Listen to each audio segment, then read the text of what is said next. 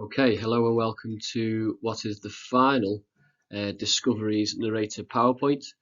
This week we are going to focus on how you write an effective short story by looking at Edgar Allan Poe's The Telltale Heart.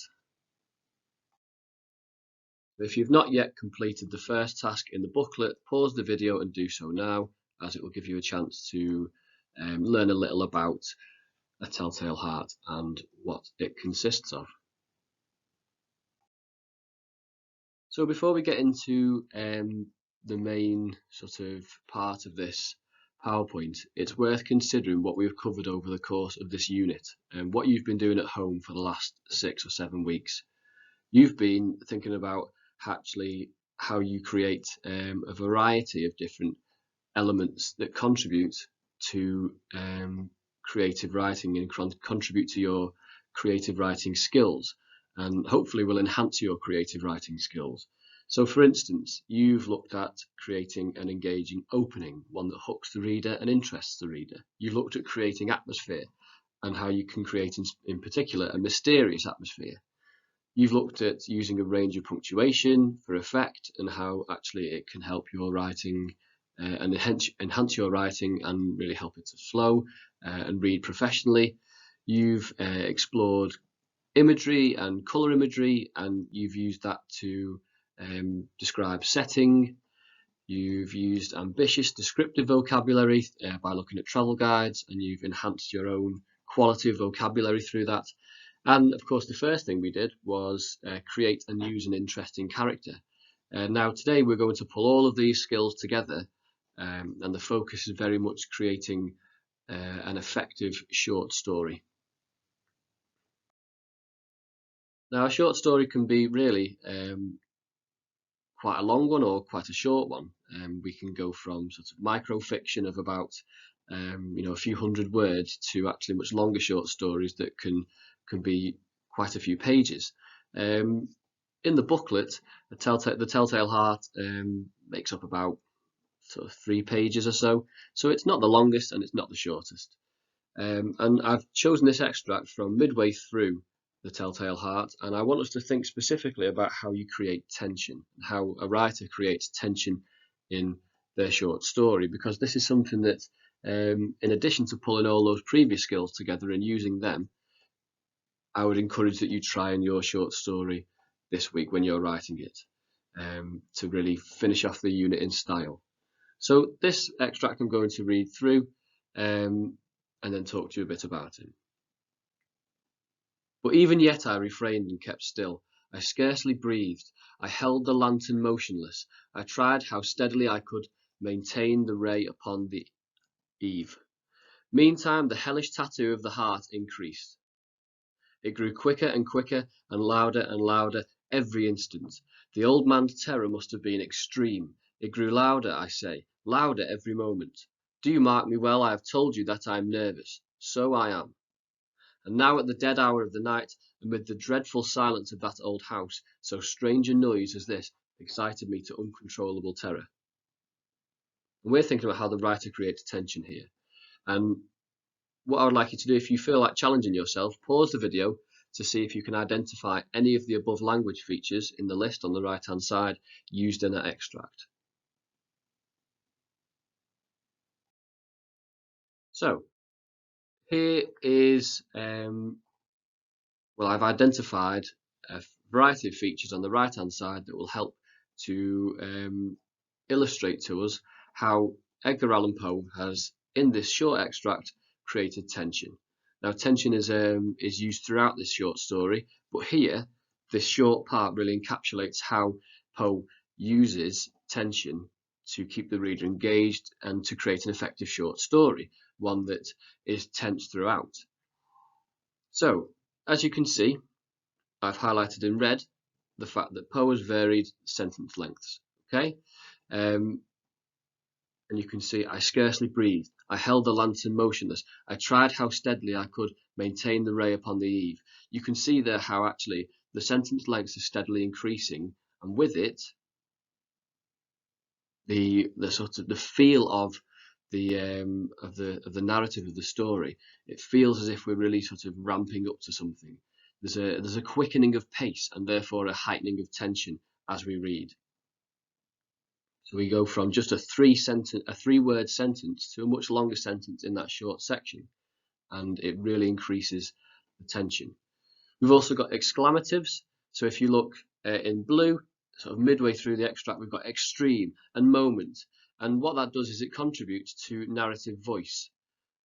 A bit like the short sentence at the top does. It contributes to this way that when we read this in our heads and when we read it out loud, the voice of the narrator, of the protagonist, of the main character, contributes to that tension. It's not being read in a very monotone, monotonous, flat, boring way. It's being read quite erratically. You know, the old man's terror must have been extreme. It grew louder, I say, louder every moment. If we think about it like that, you can really hear the passion coming through and the excitement coming through and an element of nervousness into the narrator's voice. We've also got a pause, or what we could call a hiatus. So it's that experimentation further with punctuation. If you see it in green, it's on the sort of left-hand side, midway down the extract. And what it can do, it can just allow for a moment's breath. But that pause allows further tension to creep in. So it grew louder, I say, louder every moment. Do you mark me well I have told you? And you can see in that pause there, actually it further contributes to the narrative voice. And the narrative voice further contributes to the heightening of tension. And we're really, the writer, Poe, is really experimenting with different styles of punctuation to shape the narrator's voice and create that tension, that feeling of worry and excitement and anticipation. There's also a colon used on the line down from that, which again does contribute to narrative voice and an element of seriousness. So I am. Throughout this as well, we've got quite a bit of repetition. We've got, first and foremost, repetition of I, of that pronoun I, and how this narrator, this main character, is a very narcissistic character and a very self-centered character, and we've got the I repeated throughout, showing that this narrator is very concerned with the self.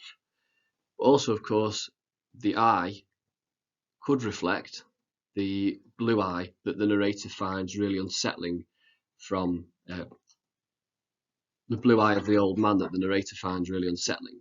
So there's different ways we could look at that. But again, the repetition further brings home the narrator's emotion here, and the narrator being quite nervous, being in anticipation of something in particular. We've also got language like quicker and quicker and louder, and again louder and louder, repeated consistently throughout. And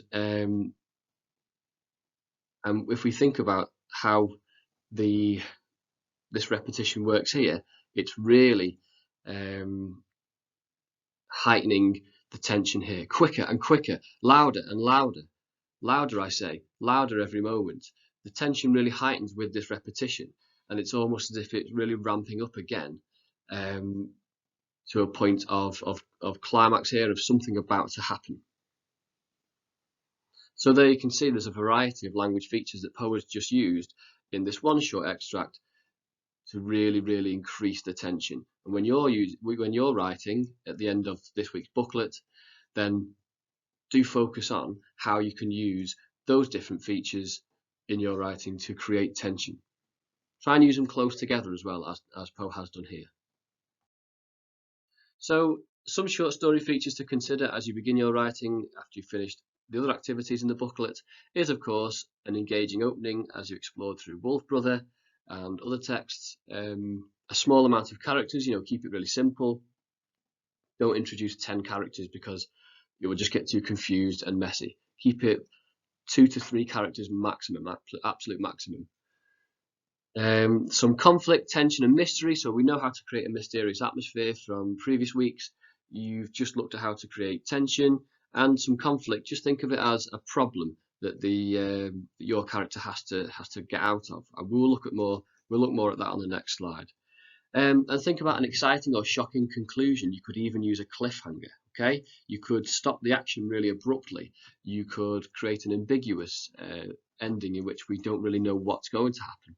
Okay, and of course, remember what we studied and learned together this unit. I really want to make you aware of that. That's really important. An engaging opening, atmosphere, range of punctuation, colour imagery and exploring your setting, ambitious descriptive vocabulary, and creating and using an interesting character. I would encourage you to, when it comes to setting, think about New York, think about Lisbon that you've looked at. You could even set your story there in one of those two places, and use the character that you created in the first place, in the first booklet, those sort of several weeks ago. The planning is already there for you if you would like to use that in that respect. Now, here's something I found from a best-selling writer called Dean Koontz, and he says that this is a structure that you can use to help your short story. Now, there's already an opportunity to plan your short story in the booklet, and I've given you a graph to help you plan it and help you to visualize the rise in tension. But on top of that, you can look through this and you can pause this and read through it in greater depth, but just think about plunging your main character into terrible trouble as soon as possible, straight away, and then make it worse. Eventually things appear hopeless, and then finally, as the climax of your short story, the tensest point in your short story, your character's got to win or fail at what they're trying to do, and this will hopefully keep your reader engaged. Again, pause this slide, pause this point in the video to help you understand it further. And that's that. So well done on completing the Discoveries unit. This is, of course, the last week of the summer term. And thank you for all your hard work, all your submissions that have been really appreciated by the English department. Hope you have a lovely summer, and well done.